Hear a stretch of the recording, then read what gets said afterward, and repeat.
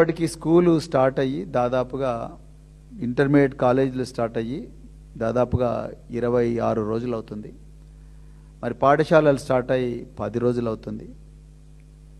ఇంతవరకు పిల్లలకు పాఠ్య పుస్తకాలు కొన్ని చోట్ల నోటు పుస్తకాలు తప్ప చాలా చోట్ల కూడా యూనిఫామ్ కానీ అదేవిధంగా మరి పీటీ డ్రెస్సులు కానీ నైట్ డ్రెస్సులు కానీ బెడ్షీట్స్ కానీ టవల్స్ కానీ కార్పెట్స్ కానీ ఏవి రాలేదు.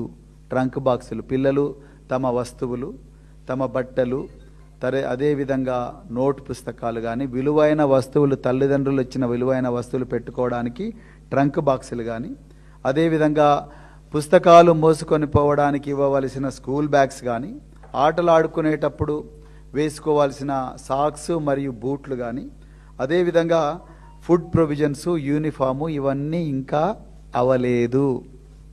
నిజానికి నవ్వొస్తుంది. ఇప్పటికి కూడా చాలా జిల్లాల్లో ఇప్పటికి కూడా పప్పు దినుసులు ఉప్పు కారం నూనె ఇవన్నీ కూడా ఎవరు కాంట్రాక్ట్ ఇవ్వాలి అనేది ఇప్పుడు జరుగుతున్నాయి కాంట్రాక్ట్లు. స్కూల్స్ ఓపెన్ అయ్యి దాదాపుగా నెల రోజులు అవుతుంది.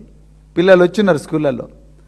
పప్పు ఎవరు ఇవ్వాలి, ఉప్పు ఎవరు ఇవ్వాలి, కూరగాయలు ఎవరు ఇవ్వాలి, మటన్ ఎవరు ఇవ్వాలి, చికెన్ ఎవరు ఇవ్వాలి అనేది ఇప్పటికి కూడా నడుస్తూనే ఉన్నాయి కాంట్రాక్ట్లు. అక్కడ కూడా ఎన్నో గడబడలు జరుగుతూనే ఉన్నాయి. ఇంకా వ్యవస్థ గాడిలో పడలేదు. నేను చాలాసార్లు ఈ వేదిక మీద చెప్పిన కేసీఆర్ గారి హయాంలో ఈ విధంగా జరగలేదు. రేవంత్ రెడ్డి గారు మీరు నన్ను ఏమన్నా పర్వాలేదు, మీరు నన్ను ఎంత ఇబ్బంది పెట్టినా పర్వాలేదు, ఈ మాట మాత్రం మళ్ళీ మళ్ళీ చెప్తా. ఎందుకంటే ఆ హయాంలో నేను అధికారిని.